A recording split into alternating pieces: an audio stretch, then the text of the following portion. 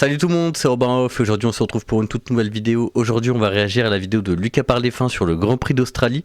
Mais je vais pas seulement réagir, je vais aussi vous donner mon avis et mes prédictions sur le Grand Prix d'Australie. Et ça commence dès maintenant. Vraiment bien accroché. C'était un bon Grand Prix. C'était une folie. Je vous avais prévenu qu'on allait se régaler. Ce week-end c'était le Grand Prix d'Australie. Et c'est Lando Norris qui s'est imposé devant Max Verstappen et George Russell. Allez, on en parle. Vous êtes Ouais, toujours on va en plus de parler un 40% petit à peu. regarder les vidéos sans être abonné. Alors oui, du coup les amis, juste j'interromps rapidement la vidéo. Donc c'est la première fois que je fais ce sujet de manière générale sur la chaîne. Mais vu que la saison vient de reprendre, je vais peut-être faire ça avec les Grands Prix qui m'intéressent. Je vais pas me forcer à faire des Grands Prix qui m'intéressent pas. Lui, celui-ci pour le coup, je l'ai regardé. Parce que c'était le premier Grand Prix d'Hamilton. Voilà, c'était pas n'importe quel Grand Prix. Et donc du coup, voilà. Donc c'est un nouveau format. Enfin, c'est un format similaire qu'il y a à la chaîne. Mais c'est un nouveau type de format qui va arriver sur la chaîne. Voilà.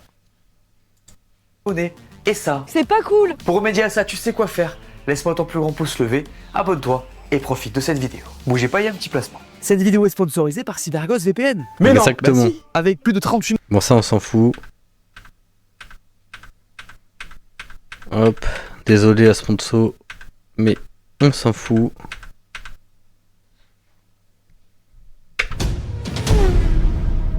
On est parti.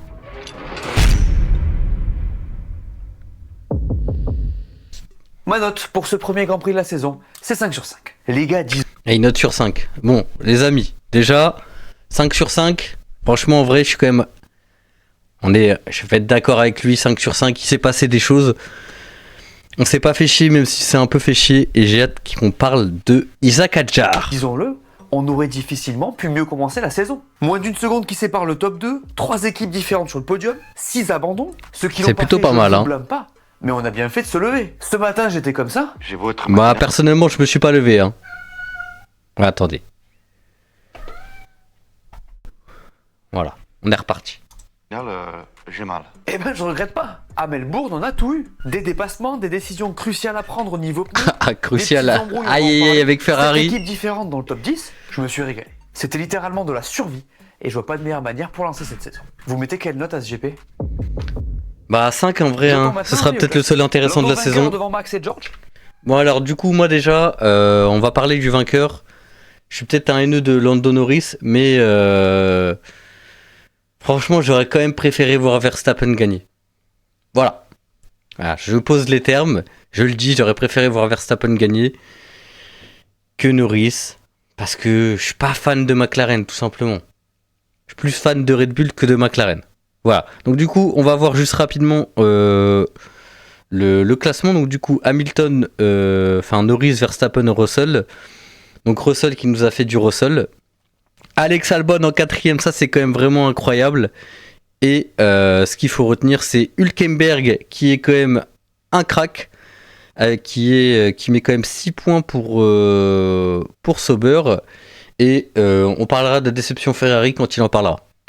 Antonelli est P4, Albon 5, Stroll 6, Nico Hülkenberg est 7ème, Charles P8, Piastri P9, et c'est Lewis Hamilton qui ferme ce top 10.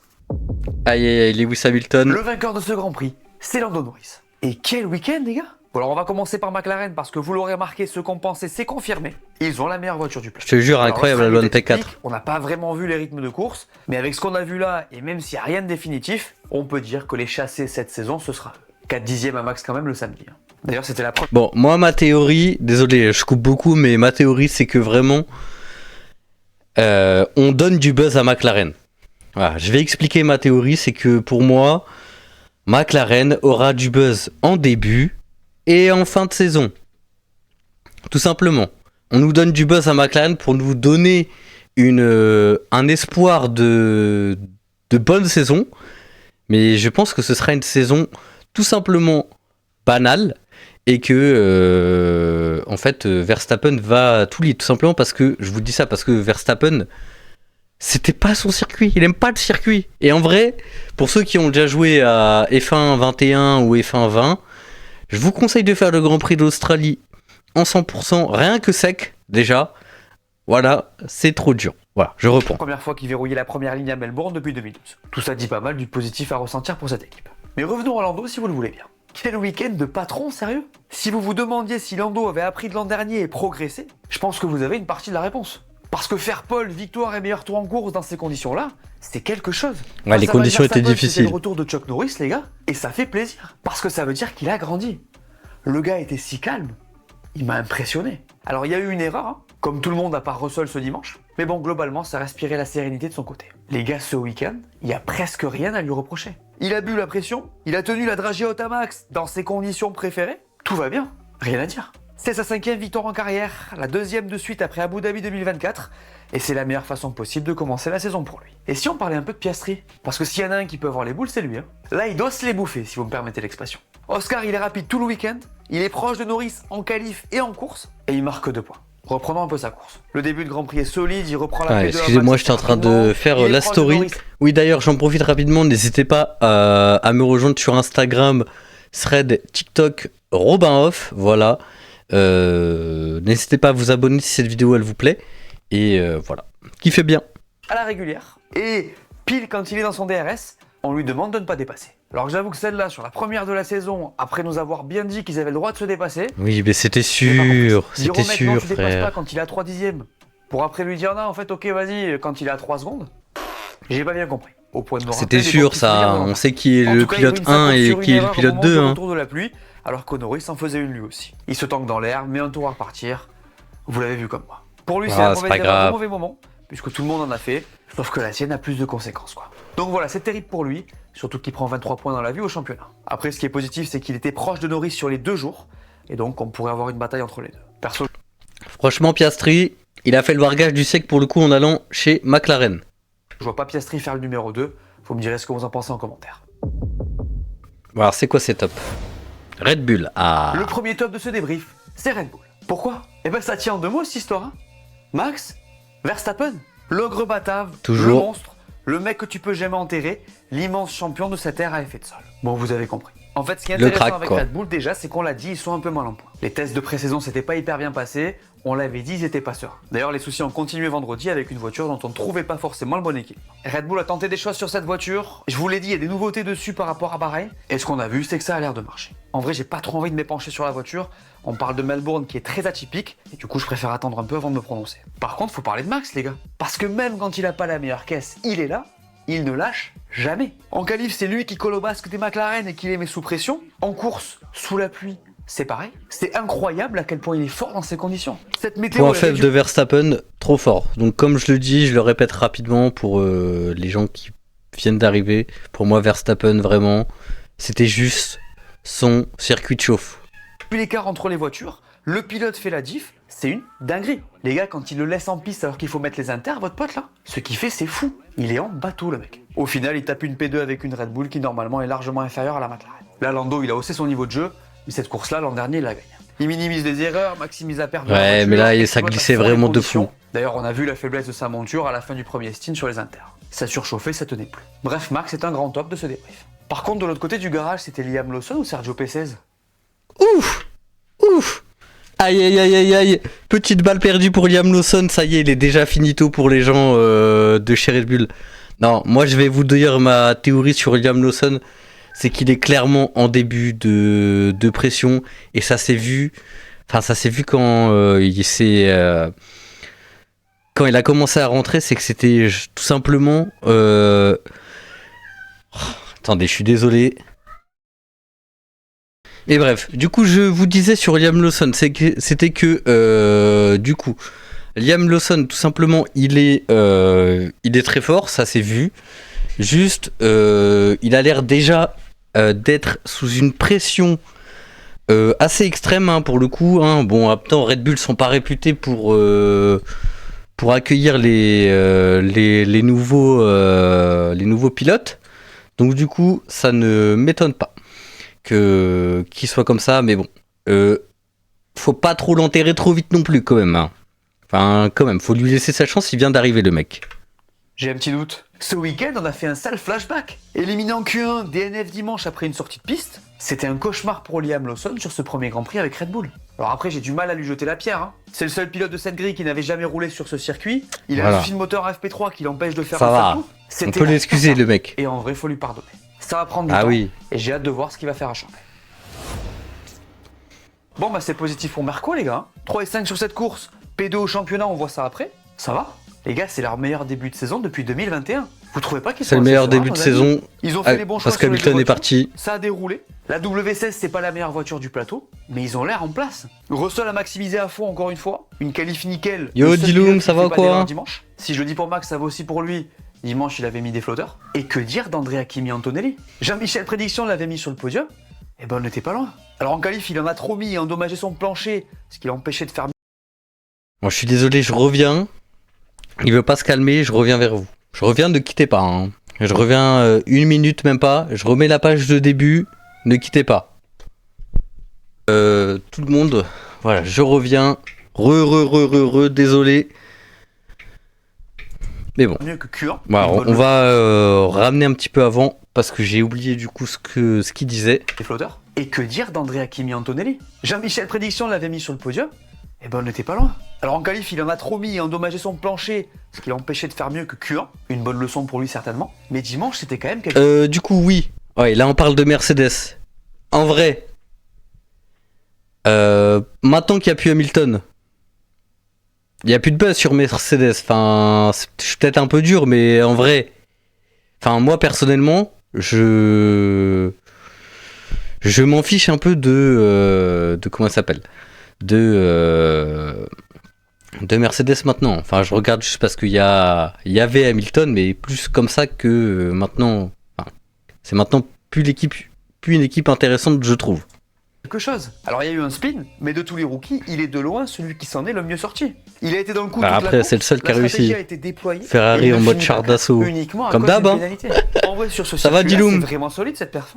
Vous avez vu ce que les conditions ont fait aux autres. On se souviendra de cette première course en F1 pour lui. A noter qu'il est le deuxième plus jeune pilote de l'histoire à marquer des points en Formule 1. Ça va, Il y a il un est sacré aidé. coup de maître qui a été réalisé à Melbourne. Ah. C'est la pétade d'Alex Albon. Vous avez Quand même, bien il en entendu. parle. Je vous parle du meilleur résultat de cette équipe. Ça va depuis nickel, le et Grand toi? Prix de Bakou 2017. Pardon? C'est incroyable ce qui s'est passé pour eux ce week-end. Double Q3 pour la première fois depuis 10 ans à Melbourne. Une perf. Allez les mecs, c'est Williams qu'il faut soutenir. Williams is the new Mercedes. Dès le début de On va course sous retirer voiture ça, de c'est sécurité. Un crash un peu chelou où il a dit avoir pris beaucoup de couples d'un coup. Donc il perd la voiture dans le dernier virage à basse vitesse au moment où il remonte sur les gaz. Mais bon, ils sont au top chez Williams puisque clairement c'est un résultat incroyable pour une équipe pleine de promesses. Je te jure, ça promet. Sur la voiture d'Albon, lui-même a été monstrueux sur la piste. Un sacré contraste avec l'an dernier quand même. Et donc vous le verrez dans la partie réservée au championnat. Mais ils marquent pas loin de leur total de l'an dernier uniquement sur cette course. Vous imaginez Eh ben, donc en leur une énergie au course. sortir de ce Grand Prix. Bref, ça confirme ce qu'on disait par rapport à... D'ailleurs les amis, rien à voir, mais du coup, je vous remercie. Il y a des cartes Pokémon qui sont en vente sur mon Vinted Robin Pokémon. Merci à tous pour les ventes récemment. Donc voilà, il y a d'autres trucs qui vont arriver. N'hésitez pas à me suivre, faut que je le mette sur Twitch, mais bon, ce sera dans la description pour vous. Williams, possible qu'on doive compter sur eux pour nous surprendre cette saison. Mon dernier top, c'est deux mecs qui payent pas de mine mais qui ont été bons sur ce Grand Prix. Oula, qui c'est? Le premier, c'est Lance Stroll. Ah, quand le Robin Explorer. Oula, quand il y aura du buzz. Les gars, il fait une belle course. Et le deuxième, c'est Nico. C'est marrant, mais pour ces Le deux roi. pilotes, c'est un peu la même histoire en fait. Ils ont laissé passer l'orage, n'ont pas fait d'erreur rédhibitoire, ont su prendre les bonnes décisions avec leurs équipes et ont marqué des points. Ils ont aussi pour point commun d'avoir des coéquipiers qui ont cassé leur voiture. Par contre, les observations sont différentes pour ces deux équipes. Aston, on a carrément l'impression qu'ils ont raté une opportunité. La voiture était mieux que prévu grâce aux améliorations apportées, donc c'est clairement dommage de finir avec une seule voiture. Fernando, t'as déconné. Par contre, pour Sauber, c'est ouf. Fernando, parce ah que oui, ça c'est vrai, fait il s'est déjà craché 2 points de plus Fernando. que leur total Je l'ai de pas l'an vu, dernier. ça. C'est une dinguerie. La voiture marche mieux, Hülkenberg a bien bossé, voilà le résultat. D'ailleurs, Bortoletto fait un bon week-end aussi jusqu'à son accident. Bref. Aïe heureusement aïe que aïe, Stroll les et accidents. Non Hülkenberg mais étaient je te là jure, pour Dylan, leur si t'as pas vu le... Si vous avez pas vu le GP, mais... Déjà, il a mis 20 minutes avant de démarrer. Juste démarrer le premier tour. Hein. Le premier flop de ce débrief, c'est Ferrari. Désolé les gars, vraiment j'ai de la peine pour les tifosi. Aïe aïe Mais courage, aïe. Ferrari. On n'est pas, mais alors pas... Premier flop Ferrari. Oui, à kick, c'est normal. Aïe aïe aïe, premier flop Ferrari. Ouh. Ouh, les vannes Ferrari en sueur. Pas du tout sur une entame idéale. Ouais, mais ça, alors Dylan, si tu connais pas, en gros, c'est Kick, c'est la. Enfin, si tu sais que tu connais Kick. Mais là, en gros, c'est la transition entre Kick et une nouvelle écurie. Ils vont. En gros, c'est Sauber. Mais là, ils sont sous sponsor Kick, si tu préfères. Pour Ferrari. 7 et 8 en qualif, 8 et 10 en course, ça pique. On est vraiment loin de ce qu'on dit. Aïe, aïe, aïe. En fait, ils n'ont pas mis D'ailleurs, j'en profite vu que c'est la première fois que je fais cette vidéo. Et en plus, on est devant le coupable. Je trouve que ce monsieur, désolé, je sais très bien que ça va faire mal ce que je vais dire, mais que ce monsieur, Charles Leclerc, ah vas-y frère, il fait que de nous décevoir. En fait, j'ai l'impression que depuis qu'on a dit qu'il était chaud, il a arrêté de conduire. Et je trouve ça quand même un peu dommage. On va dire que quand on le voit conduire, je vois pas alors j'allais dire la haine, mais plutôt l'envie de finir premier. Genre, pour moi, il est au boulot. Voilà. Voilà, bref. J'ai terminé avec Charles Leclerc, j'en parlerai plus tard. les choses ensemble Charles Leclerc égale Mbappé. samedi, côté équipe et côté Il a les pilote. croisés alors. Et pareil le dimanche. Pendant la course, ils ont fait les mauvais choix niveau strat. Laisser les deux pilotes en piste sur les slicks, c'était le pire choix possible en vrai. Donc c'est pas évident. En fait, je suis ok avec le fait de le tenter, mais je trouve dommage qu'ils soient presque les seuls à le faire. Et surtout qu'ils laissent les deux voitures en piste. Bah, Mais c'est bon, toujours comme ça. stratégie Ferrari, hein, de laisser les voitures quand tout le monde doit rentrer, quand c'est le moment de rentrer. Juste pour 3 tours en tête, on se dit tiens, ils vont, au lieu de rentrer, ils rentrent jamais. Genre, c'est une dinguerie. Bref. On va quand même pas leur reprocher de tenter des trucs. Donc mauvais call quand on voit ce qu'a fait la concurrence. Ouais, Ensuite, je sais pas vraiment les Dilou. pilotes. Bon là c'est pas la joie les gars. Charles fait de beaux dépassements, mais il fait une erreur qui lui coûte énormément dans le pire des timings. Là c'est vraiment pas bon. Lui-même l'a dit, il perd plusieurs places là-dessus. Ça va pas. Après l'histoire de l'eau, c'était un peu le retour de ces mecs-là. En gros Charles demande s'il n'y a pas une fuite parce qu'il y a plein d'autres. Alors, Dilou, je vais lire ton commentaire du coup, parce que je suis assez d'accord avec toi. Ils étaient chauds, mais ça prend la grossette et après ils sont moins chauds. Ouais, enfin, je suis quand même d'accord avec ça, genre pour Leclerc, je parle. Leclerc, franchement, je le préférais quand il était rookie. L'ingénieur lui répond que bah ça doit être l'eau quoi. Et puis Lewis a aussi pas mal galéré pour sa première course avec les rouges. C'était globalement pas fluide avec son ingénieur, d'ailleurs c'était assez fou comme échange. Un peu tendu. Bon, on va parler, je sais pas, je connais pas le foot, bah voilà en gros, ok. Bon, du coup là il va parler rapidement d'Hamilton, on va remettre la tête d'Hamilton parce qu'il est quand même vraiment beau gosse. C'était globalement. Voilà. Donc pour parler d'Hamilton, 10ème place. Franchement, bon, ok c'est décevant, mais vas-y, au moins il ramène au moins un point, on va dire que c'est de l'eau de consolation. C'est pas non plus fou, mais je pense que sincèrement, Mercedes c'est une écurie quoi, attendez, je sais plus ce que c'est, Mercedes, c'est allemand, hein, c'est ça, hein. Mercedes, c'est quoi, attendez, je suis en train de regarder, marque, je crois que c'est allemand. Est une marque automobile indépendante allemande, voilà. Donc voilà, il passe de l'Allemagne à l'Italie. Donc bon, il y a quand même une petite transition de langage à avoir. Donc voilà, faut... c'est pas... Enfin, personnellement, ça m'étonne pas. Voilà. Globalement pas fluide avec son ingénieur, d'ailleurs c'était assez fou comme échange. Un peu tendu. Vous voyez plutôt.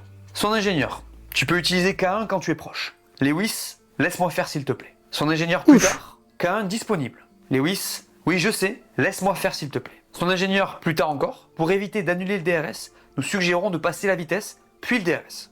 Lewis, s'il te plaît laisse-moi faire, j'apprends à utiliser la voiture, laisse-moi gérer le DRS, ce n'est pas un problème. Et mais Son il sait gérer le ingénieur plus DRS. tard, essaye de maintenir le K1 juste pour t'entraîner, je sais que c'est difficile. Lewis, je ne suis pas assez proche. Voilà. Voilà ce que je voulais dire quand je parlais de sa courbe d'apprentissage. Là on est en plein dedans. Il a aussi dû apprendre les boutons du volant pour la pluie dans la nuit. Ouais, c'est C'était ça. pas optimal encore. Il a Après, rien, c'est il a ok en rien. soi, hein. Ouais, parce que du coup, oui, on rappelle pour ceux qui suivent pas la F1, ils ont pas le droit de conduire les monoplaces hors GP, enfin hormis durant les essais de pré-saison. Mais en gros, là, c'était le premier vrai circuit d'Hamilton avec la Ferrari. Là, du coup, vas-y, avec lui, enfin, il connaissait pas les... Enfin, comme il vient de dire, il connaît pas les boutons, tout simplement. Il crache pas, il marque un point. C'était les pires conditions pour commencer. Moi, je trouve C'est ça va, décevant, hein. mais pour moi, c'est ok. Bref, pas facile pour Ferrari. Le deuxième flop de ce débrief, c'est Racing. Oh, il a Ça mis m'a en fait flop. si mal pour Isaac. Le voir dans le mur comme ça, dans le tour de formation, ça m'a vraiment foutu les boules pour lui. J'étais comme ça là. Attendez, on va remettre une autre image, on en parle un petit peu après de... non. C'est pas idéal comme début, c'est sûr. Bon, alors du coup, on va parler de Hadjar. Attendez, hop, je remets... Hop, voilà, on va remettre comme ça Racing Bull. Donc du coup, attendez, hop, est-ce que je vais choper l'image? Voilà, cette image-là, elle est bien.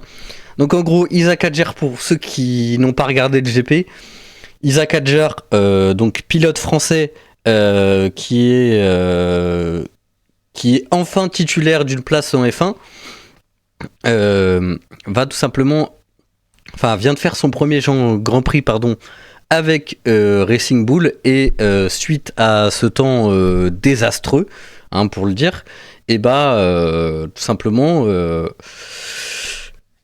comment dire, il s'est crashé au tour de formation. Donc le tour de formation, je réexplique vraiment en speed, le tour de formation c'est le tour de chauffe des pneus, voilà, et en gros il a pris un coup de raquette, il a accéléré, la voiture est partie et a touché le mur et il a cassé l'aileron arrière. En vrai il aurait pu repartir, c'est pas mérité, c'est le premier Grand Prix, mais bon, on revient légèrement en arrière pour reprendre la vidéo. Mais bon, c'est comme ça, il faut que ça lui serve. En vrai, c'est dur de la sortir dans le tour de formation, mais tous les autres rookies ont eu des galères, donc je trouve que c'est vraiment ok pour Isaac. Attends, les mecs n'avaient jamais roulé dans ces voitures sous la pluie. Pareil, vive Isaac. N'avaient jamais roulé avec ses pneus pluie. C'était sa première course. Je pense qu'on peut lui trouver des excuses. Lui, ça le saoulera, c'est normal. Mais en vrai, c'est ok. Il fait un super week-end avec des essais carrés, une qualif hyper solide, très proche de son coéquipier en Q2. Pour moi, ce qui s'est passé ne change rien à sa trajectoire. Alors certains diront Non, peut-être que franchement, je je suis trouve biaisé qu'il est parce chaud. qu'ils savent qu'Isaac, c'est un mec que j'apprécie, mais en vrai, non. Connaissant sa mentalité, ça le construira et ça l'aidera pour la suite. En vrai, sa voiture, Y a rien, marche y a bien, ce rien. qu'on a vu avec Yuki, Par contre, j'espère qu'il il va aura mettre... l'occasion de se montrer. Après, en vrai, l'équipe en elle-même avait une grosse occasion de marquer des points. Ouais. Yuki fait une course solide jusqu'à cette fin de course malheureuse. C'est difficile, mais j'ai hâte de voir ce que ça va donner pour eux dès le week-end prochain. Dites-moi ce que vous avez pensé quand vous avez vu Isaac dans le mur. En tout cas, je trouve que les réactions ont été hyper cool pour lui. Anthony Hamilton, Toto Wolff, Voilà, ça... mondialité de son petit mot. Est-ce qu'il va parler des Je Mout suis Marco? persuadé que ça le rendra plus fort. Je me fais aucun souci pour lui. Non, il parle pas des Mout Marco. Attendez. Je vais vous montrer ça. Communiqué Helmut Marco. Helmut Marco Hadjar. Parce que quand même, il en parle pas, mais voilà, on va aller sur un site Next Gen Auto. Voilà, est-ce qu'il y a, ça, je vérifie. Voilà, hop, je vous mets ça en speed. Attendez, voilà, on va juste faire, hop.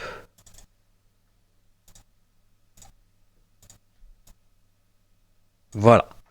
Du coup, Marco a trouvé gênant les larmes d'Adjar. Horner soutient le français. Donc Helmut est toujours aussi dur. Voilà, donc je coupe rapidement la vidéo pour vous lire cet article. Donc Helmut Marco, conseiller de Red Bull, n'a pas laissé place à la compassion après le tête-à-queue d'Isaac Hadjar dans le tour de formation au Grand Prix d'Australie. Le français a révélé toute sa peine au monde en rentrant casqué dans le paddock, trouvant même un réconfort inattendu du côté du père de Lewis Hamilton. Il s'est dit gêné par son erreur devant les caméras, mais Marco a trouvé ça, lui, gênant et embarrassant que son pilote est fondu en larmes après son erreur. Après avoir donné ce spectacle larmoyant, c'était un peu gênant et embarrassant. Attendez, est-ce qu'il n'y a pas la déclaration complète ? Non, bon, c'est pas grave. Donc en gros, c'est ça que je voulais vous dire, il a trouvé que ça c'était gênant et embarrassant. Donc voilà. On va dire que les pilotes français chez Red Bull, ils sont pas vraiment appréciés, hein. Franchement, entre lui et Hadjar, bon, voilà. Merde. Hop, attendez, je vous recache la scène et on est reparti. Rien ne va chez As, les gars. 19 et 20 le samedi. Ah, parlons de As. Ça fait plaisir qu'on parle de As parce que on a un Français qui est chez As et ça... Aïe. Merde. Comment ils vont ? Merde. Comment ils vont ? J'ai troll. J'ai